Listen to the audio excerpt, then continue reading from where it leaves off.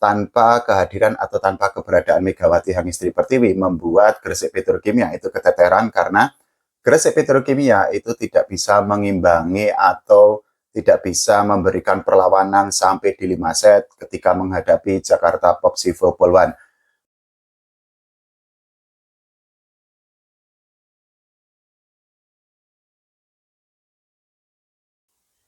Volley Mania, ketemu lagi di channel YouTube Pengabdi Volley. Ya, akhirnya penantian untuk menyaksikan pertandingan antara Gresik Petrokimia melawan Jakarta Popsivo Polwan sudah berakhir di Final Four Proliga 2025 dan hasilnya sama-sama kita ketahui. Jakarta Popsivo Polwan berhasil mengalahkan Gresik Petrokimia dengan skor 3-1 di Kediri. Di pertandingan ini, Megawati Hangistri Pertiwi atau Megatron belum dimainkan oleh Gresik Petrokimia karena seperti yang kita ketahui bahwa sampai saat ini memang Megawati Hangistri Pertiwi atau Megatron masih menjalani proses penyembuhan untuk cedera lutut atau cedera kaki yang saat ini sedang dideritanya. Seperti yang sudah diprediksi banyak volley-mania, banyak penggemar volley Indonesia dan juga khususnya para fans dari Gresik Petrokimia, tanpa kehadiran atau tanpa keberadaan Megawati Hangistri Pertiwi membuat Gresik Petrokimia itu keteteran karena Gresik Petrokimia itu tidak bisa mengimbangi atau tidak bisa memberikan perlawanan sampai di 5 set ketika menghadapi Jakarta Popsivo Polwan. Permainan dari Gresik Petrokimia ini memang ya banyak error dan tidak hanya Gresik Petrokimia tapi juga Jakarta Popsivo Polwan yang juga errornya itu sangat banyak. Ini ada data dari Proliga atau dari PBVSI dan ternyata error yang dilakukan oleh para pemain dari Gresik Petrokimia dan juga para pemain dari Jakarta Popsivo Polwan itu masing-masing adalah 32 error.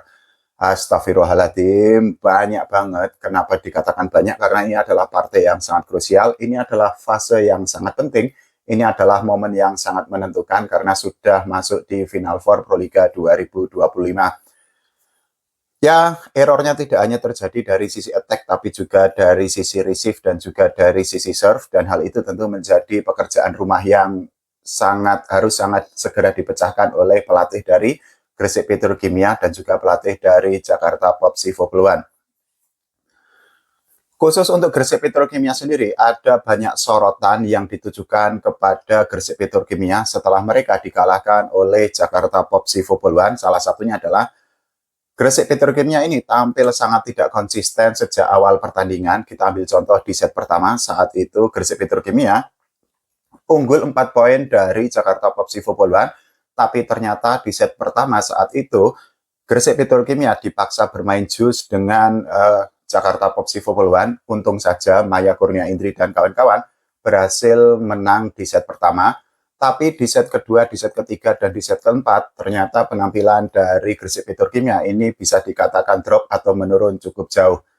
Selain itu, bentuk ketidakkonsistenan dari Gresik Petrokimia itu juga terlihat di set keempat. Jadi saat itu, Medial Yogi dan kawan-kawan itu sudah unggul 6 poin, tapi ternyata ketika mereka sudah memasuki poin ke-10 ke atas, ternyata seolah perolehan poin dari Gresik Petrokimia itu seolah stuck begitu saja. Selain faktor ketidakkonsistenan, peran atau strategi atau formasi atau racikan dari pelatih Gresik Petrokimia, Jeff Jiangji ini juga mendapatkan sorotan yang sangat tajam dari para volley-mania, khususnya dari para penggemar Gresik Petrokimia.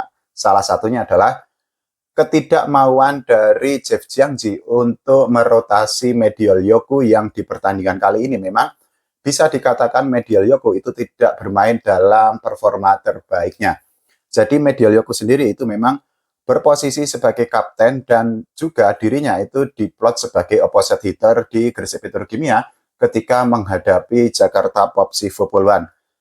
Hasilnya ternyata menurut data dari Proliga atau data dari PBVSI, sepanjang pertandingan melawan Jakarta Popsivo Polwan, Medial Yoku itu hanya mencetak 4 poin saja.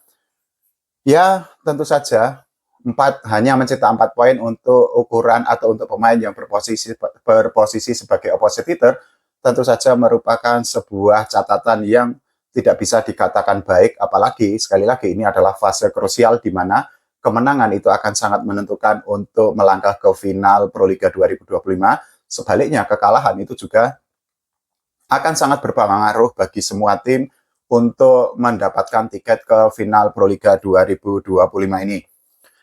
Selain itu juga, kenapa tadi saya bilang bahwa ketidakmauan Jeff Jiangzi untuk melakukan rotasi, karena apa?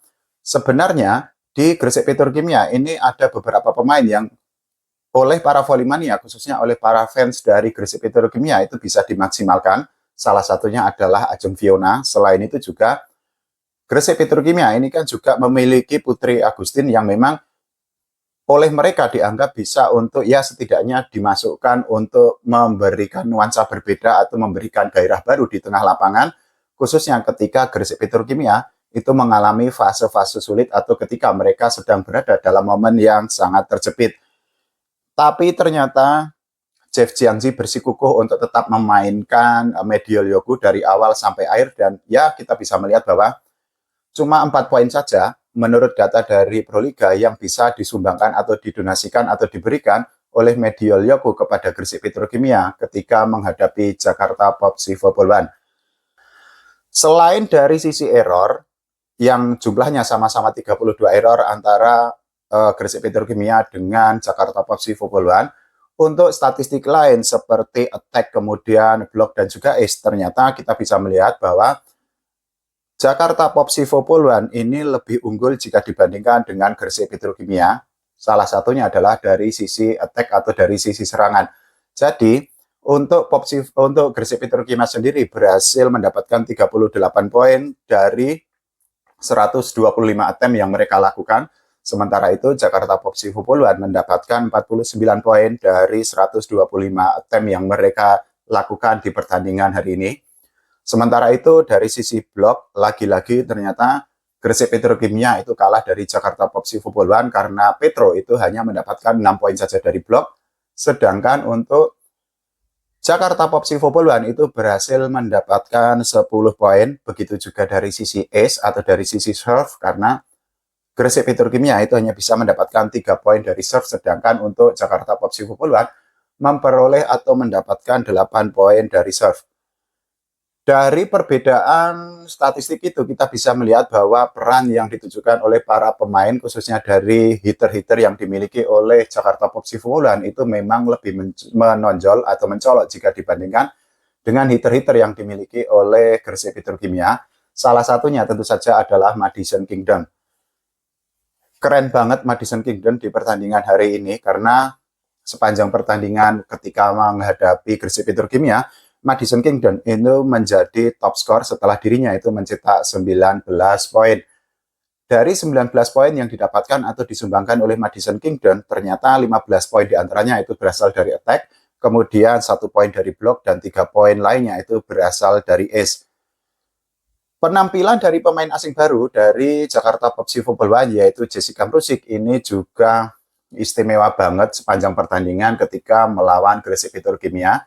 Dan menurut data dari PBVSI atau dari Proliga, ternyata Jessica Mrusik itu berhasil mendapatkan 18 poin, di mana 15 diantaranya itu berasal dari attack dan 3 diantaranya itu berasal dari serve. Kalau menurut teman-teman semua, bagaimana mengenai permainan antara Gresik Petrokimia dengan Jakarta POPC Football One? Silahkan tulis di kolom komentar. Kita doakan Proliga 2025 untuk Final Four berjalan lancar. Jangan lupa doakan Timnas Volley Indonesia agar berprestasi tidak hanya di level SEA Games, tapi juga di level Asia dan dunia. Oke, terima kasih. Sampai jumpa.